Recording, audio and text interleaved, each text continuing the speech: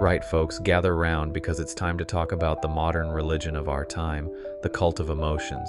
That's right, the one true faith where every sermon is preached from the pulpit of feelings, and salvation is promised to those who perfectly align their emotional chakras with the zeitgeist-approved correct feelings. Think you can have a bad day or a wrong opinion? Think again. In this brave new dystopia, every emotion is policed, every frown a heresy, and every disagreement a moral crime. Let's break it down. Feelings as religion, when emotions became holy. Once upon a time, people turned to gods for answers. Now we turn to our feelings. Our culture has decided that the root of all evil isn't sin, greed, or corruption. It's not feeling your emotions enough, or worse, having the wrong emotions. Angry? You need therapy. Sad? You need self-care. Too happy? Clearly manic. There's a pill or a mindfulness app for every state of mind because the new gospel preaches that only the right feelings are acceptable. What's the end game here? A society where any deviation from the emotional norm is treated like a disease to be cured. Don't be surprised when Big Pharma starts marketing a drug that makes you feel optimally empathetic so you can be a model citizen who smiles in all the right ways. Brave New World wasn't fiction. It was a bloody blueprint.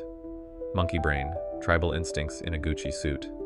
Here's the thing, humans like to think we're enlightened, advanced, and oh so rational, but deep down, we're just monkeys in expensive clothes.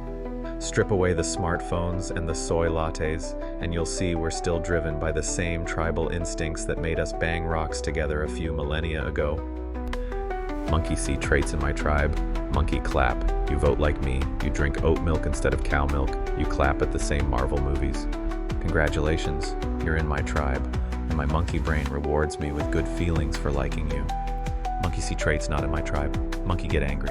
You voted for the other guy. You think pineapple belongs on pizza. Get out. My monkey brain interprets this as a direct threat to my survival, even if it's just your bad taste in food. This is why groupthink is so rewarding. It scratches that primal itch to belong. But God forbid you ever step outside the group consensus. Monkey brain doesn't like outliers. Outliers are scary. They remind monkey that it's alone and alone is bad. The illusion of individuality, you're just in a smaller tribe. Here's where it gets fun. Even when you think you're breaking free of the groupthink, you're probably just joining another tribe. Oh, you're not like other girls. Congratulations, you're now in the not like other girls tribe. You reject all political parties. Brilliant, you're now in the tribe of people who think they're above tribalism. This is the paradox of individuation. It feels like rebellion, but most of the time it's just monkey brain finding a smaller, more exclusive tribe to belong to. You're still part of the system. You've just swapped one banana for another.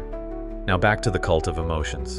The real danger isn't just that we've made feelings our god, it's that this kind of thinking opens the door for mass manipulation. Once society decides that certain feelings are good and others are bad, the next step is controlling those feelings. Enter dystopia, a world where emotions are micromanaged for the sake of social harmony, sad about inequality. Take a pill to feel better, angry at corruption? Here's a calming app. Feeling nothing at all? Clearly you're broken. Fix yourself. When emotions are the ultimate measure of morality, it becomes scarily easy to justify controlling them. After all, you're not being oppressed, you're just being helped to feel the right way. The way out, stop letting monkey run the show. So what's the solution? First, recognize the monkey brain for what it is, a tribal, emotional, reactionary mess. It's not the boss of you.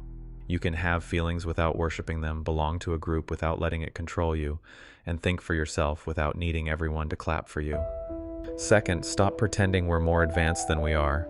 We're not post-tribal, post-emotional beings. We're just slightly more articulate monkeys trying to figure out how to live in a world we barely understand. Maybe the key isn't to deny our monkey instincts, but to acknowledge them and rise above them when necessary. So go ahead, feel your feelings, but don't let them become your religion. Think for yourself, but don't kid yourself into thinking you're a rebel just because you don't fit in with the crowd.